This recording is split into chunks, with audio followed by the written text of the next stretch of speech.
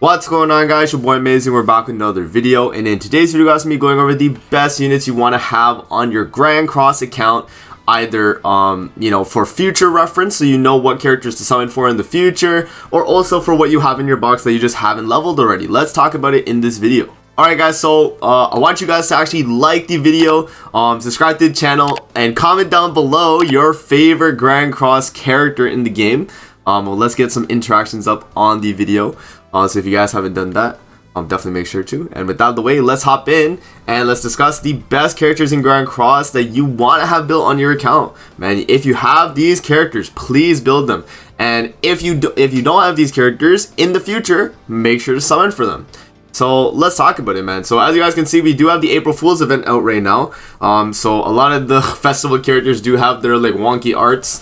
But a few of them are very important, and you definitely want to have these characters. So let's talk about it, okay? So the first character that you want to have, or if you don't have right now, definitely save for, is going to be Ultimate Escanor. And the reason why is because this man is the best overall unit in the game. He is, everything that Ultimate Escanor is doing is just absolutely insane. If you guys don't know what Ultimate Escanor is able to do, on his first skill here, he's going to do additional damage for every percent of remaining HP on himself. And additional damage equal to 30% of final damage on all enemies in the battle, while dealing up to 500% single target damage as well. He's just absolutely like crazy with that card. And then, on his AoE skill here, we have Overpower, which is going to be 0.8% additional damage for every percent of HP missing from himself. And then he also gains additional damage equal to 35% of crit damage, so it's kind of like a cleave effect, and he just hits absolutely super hard.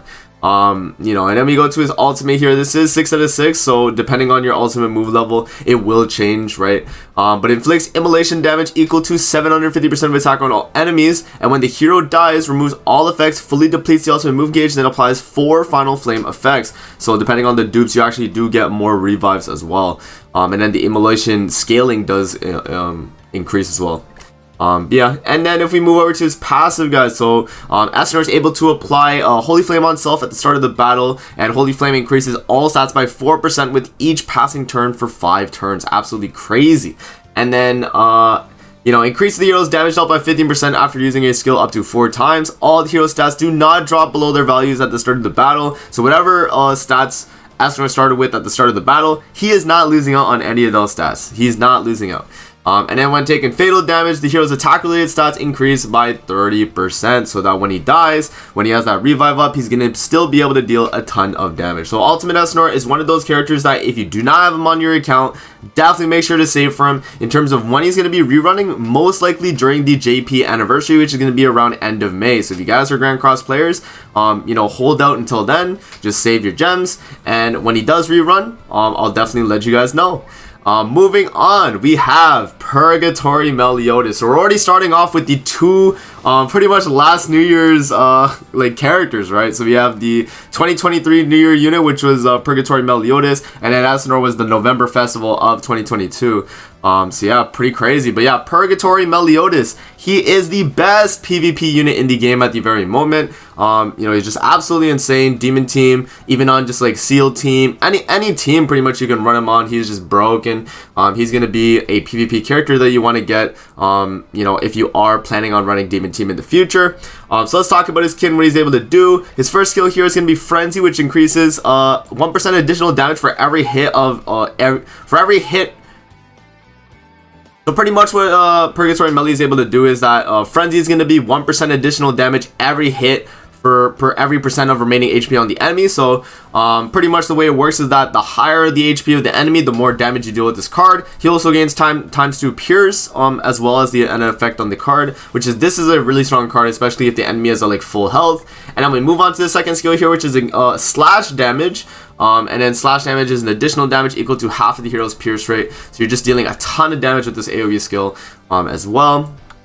And then if we actually move over to Purgatory Melios ultimate, this is at 4 to 6 obviously, so this can change. But he inflicts magic burst damage equal to 650% of attack on all enemies, and then applies suppressed damage taken on self for 1 turn. So magic burst is ignores percent of crit resistance and then another percent of crit defense, so depending on your dupe level. And then suppressed damage taken is going to be damage taken from enemy skills do not exceed percent amount of max HP, so depending on your dupes as well.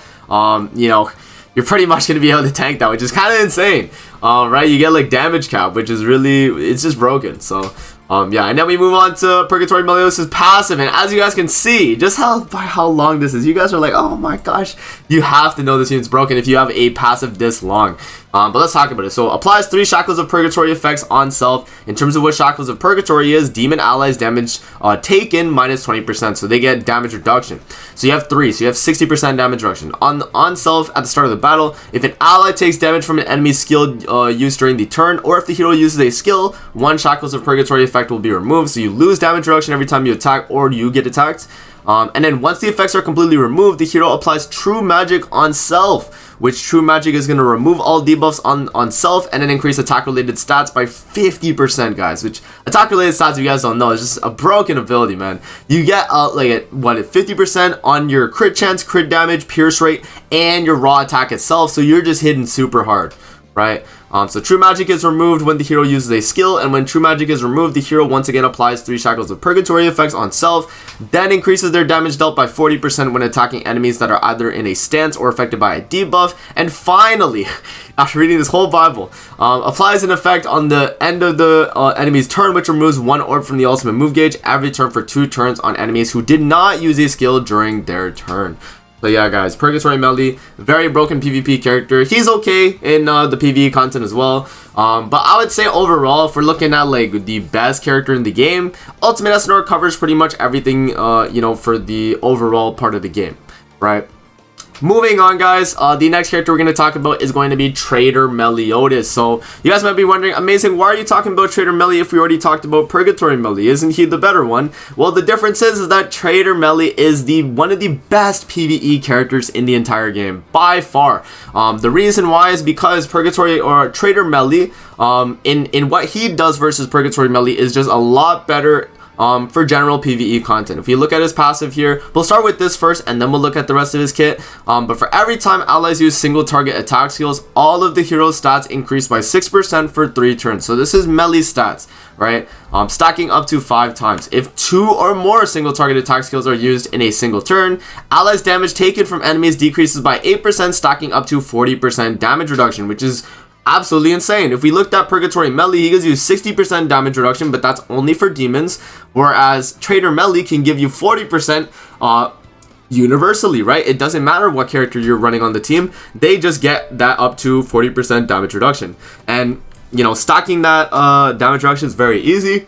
Double single target and you get a damage reduction stack, super easy to do. So Trader Meli is just such a very convenient unit, very good PvE character, yeah, he has Amplify as well, so for every buff you get on your character, you get an extra 30% damage dealt, which is really good, obviously, because Trader Meli is getting his all stats from when people do single targets or when he's doing it, so he builds up his all stats as he's dealing damage, and his Amplify works super well with that. He does have Pierce AoE, so he's still able to hit super hard on the AoE side of things, and then his ultimate is going to be a very, very broken utility ult, which removes buffs and stances from all enemies, and then decreases all stats by 30% for 2 turns, inflicts cleave damage, which does not result in a critical hit, equal to 585% of attack, and then cleave damage is additional damage equal to 100% of crit damage at 6 out of 6. So this is the 6 out of 6 effect. So this will change, but you still always get the buff and stance removal, which is the main utility from this ultimate, which is very good. So yeah, Trader Meli, crazy character. If you guys do not have him, next time he's on a banner, definitely make sure to do some summons and pick him up. Moving on, guys, away from the festival characters, because I wanted to mainly talk about those 3 as they are, like, I would say the main 3 festivals that you want to have in the future. I mean, there also is in contention for Mile, but Miles are out right now, so as of the time I'm recording this video, Mile is out right now, so you definitely want him as well, which we'll briefly mention right here. Mile is just a very broken goddess character. He runs along with all the goddesses, and you know, he's really good with his grace, obviously giving 20% outright damage damage dealt. You know, depending on how many goddess allies are on the field, he gets all stats and damage dealt, and then he also gets damage reduction for goddesses and immune to stat decrease in PvP. So yeah, very, very good unit. Obviously his skills are in tandem with that as well. So Flare is going to be damage dealt 30% for every Brilliance of Sun effect on allies, and then you also have the spike damage and the Sunspot. So that's pretty cool as well. Mile is just a very broken unit. I wanted to like mention him just because his banner is out right now, but I just wanted to mention him because he is a very broken PvP character and also a very good Nidhogg character as well. So just another thing to mention. But let's move away from festivals now, guys, and kind of talk about other, you know, sleeper characters that you might actually want to have on your account if you do not have built already.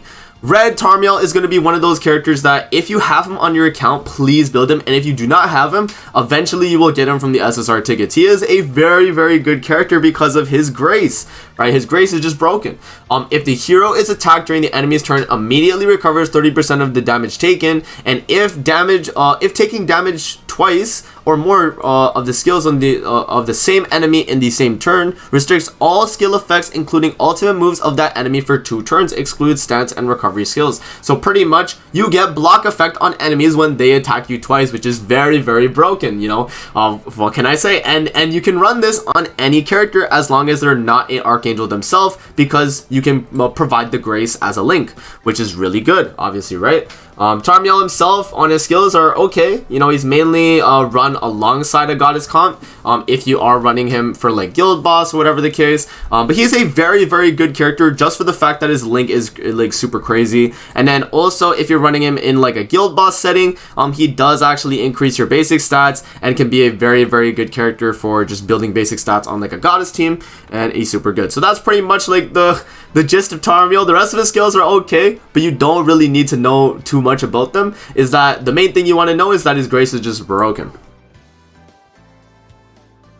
Moving on, guys, we got Green Arthur. Green Arthur is a sleeper character, man. A lot of people are like, oh, you know, amazing Green Arthur. He's not that crazy. He's very good in PvE content. If you guys play PvE at all, you definitely want to have this man built, because if you guys don't know what he's able to do, Green Arthur increases allies damage dealt to enemies by 35% and also decreases damage taken by 35% if all allies are alive, and applies when entering battle and excludes PvP and deathmatch. So this is mainly a PvE oriented thing, so you can run him on Demonic Beast, you can do Tower Trials, you can do Final Boss, any content that isn't PvP and deathmatch, you can run him on and get that damage dealt damage reduction, which is really good, right? 35% damage dealt and damage reduction. Bear in mind, you're getting 35% damage reduction, which is pretty much a Trader Melee passive, right? When you build up Trader Melee passive, you get that 40% damage reduction. Like, that's pretty much this, right? And you get this off the rip as long as your whole team is alive. So this is really good. And then in tandem with that, Holy Relic on Arthur itself is also going to be kind of like a regular Ludo passive, where it's going to apply an effect which decreases all enemies defense related stats by 20% for 1 turn at the start of the ally's turn, which applies when entering battle. Very, very good, you know, Holy Relic right there. It's obviously not going to apply on like Demonic Beasts and stuff, but in just general farming or anything like that, it's going to apply and it's going to be really, really good. So that's another thing to mention. Green Arthur is a very good character. If you have him on your account, make sure to build him out. Very, very strong unit. Another character I want to mention as well is going to be the Green Elizabeth. Green Elizabeth is another character that a lot of people just do not have built for whatever reason, but she is such a good character and till this day has stood the test of time. This unit came out, I think, at the beginning of Grand Cross, honestly, like beginning of Grand Cross release, and the reason why she is so good is because her kit just works super well in a lot of endgame Demonic Beast battle. So if you look at her kit, right, her first skill is going to be remove buff single target, and then at rank 3, cancel buffs and stances. Right, so you do that and it's a really, really good utility skill. You got buff and stance removal at the rank 3, rank 2, and rank 1 is just going to be an outright buff removal. Her second skill right here is just going to be a heal skill, but it also can cleanse on the rank 2. So you have a remove debuff and then remove debuffs as well on rank 3. So really nice skill. You're able to cleanse the team, give them a nice heal. Very, very good in, you know, endgame Demonic Beast content. And then moving to her ultimate, it's going to be a gauge fill ultimate. So it's going to heal all allies allies equal to a percent amount of attack, and then fills the ultimate move gauge by 2 orbs, which is really good. So that means that you can ult push your entire team on like a demonic beast per se, and she's also going to be healing your team while doing that, which is really strong. Moving on to her passive here, guys. So her passive is going to fill the hero's ultimate move gauge by 2 orbs at the start of the battle. So automatically Elizabeth's going to be already at 2 gauge at the start. So you could push her ultimate by the end of the first turn, which is strong. You can pretty much cycle ultimates on demonic beasts, and it's super easy to do. And then moving on to her final part of her kit, which is going to be the HP related stats Holy Relic. This can actually apply in the backline as well. So if you were running this Elizabeth in the backline, it's usable, but it's also a on-field thing as well. So it's going to increase HP related stats by 15% outright. So you get your lifesteal, your regeneration rate, your recovery rate, and all that is going to be affected on your entire team as a little bit of a bonus. So, you know, this Elizabeth, you know, a lot of people don't build her, but I highly recommend building her, especially if you want to compete in the like end game demonic beast content. She's usable in all 4 of them. Honestly, all 4 of them she's usable, and she's a really strong character. So that's another character I would recommend you guys build if you don't have her built already, or if you don't have her at all, just make sure you pick her up in SSR tickets. Alright guys, another staple character is going to be the red and the green Gowther, depending on whichever one you have. I mean, you can have both of them. Both of them are obviously very good. Green Gowther being a more PvE oriented one, but you do have red Gowther for other situations where, you know, you don't have you know, multiple different race characters. But if you have multiple different race characters, Green Gowther is going to be a very broken PvE character, because if you guys don't know what his passive does, it increases allies attack related stats by 7% at the start of the allies turn if allies in battle are all of different races. So if you have a completely different race team, every single turn, no matter what, you're getting a 7% attack related stats increase, which is really crazy, right? And then yeah, so limit 5 times applies when entering battle, resets when 2 of the same race characters appear. Both races are counted when a hero has an additional race. So there you go. But yeah, Gowther is very good, given that attack related ability. He obviously has the rank up, which rank up, as you guys know, if you don't know already, is one of the best skills in the entire game.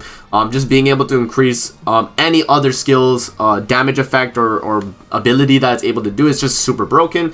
And then you also have the gauge reduction on the ultimate, which is super strong as well. And then Holy Relic Gowther on some PvE content can work, and it increases basic stats every time you use a, you know, rank up pretty much, right? So every time you use this skill, it's going to apply it and give you a pretty big bonus. So yeah, man, dissolve as well. Green Gowther is able to do that. Red Gowther has the attack seal, which is a little bit different, but if you're on like specific PvP you know, teams, like if you have like that Summer Merlin team, a lot of people like to run Red Gowther because of that attack seal. And yeah, you know, Red Gowther is able to build up attack instead of attack related, that the way you know, Green Gowther does, but he does it through not being hit. So if you can not take damage with this Gowther, you're going to be building up attack, which is, you know, pretty good as well. But yeah, guys, that's pretty much it though for this video. I wanted to kind of go over characters that I feel like are underrated, but also characters that if you just do not have already, definitely want to pick up. You know what I mean? Like I obviously talked about the Ultimate Esnor, Purg Meli, Trader Meli, Mael, and then we went over to the Charmeleon. And then we talked about Green Arthur, Elizabeth, and then the Gowthers. Those are like the main characters that, like, if you do not have them built or if you don't own these characters, make sure to pick them up in the future, as they're very staple characters for a lot of content in Grand Cross. So I hope you guys enjoyed the video. Don't forget to like, comment, subscribe as always. Remember, comment down below your favorite Grand Cross character. It doesn't have to be like a Sin or anything. It can be a Catastrophe, Ragnarok character, whoever it is. Let me know in the comment section below, and I'm gonna try and read all the comments. But yeah, guys, that's gonna be it, and I'm gonna see you guys in the next video. Peace out and have a great rest of your day.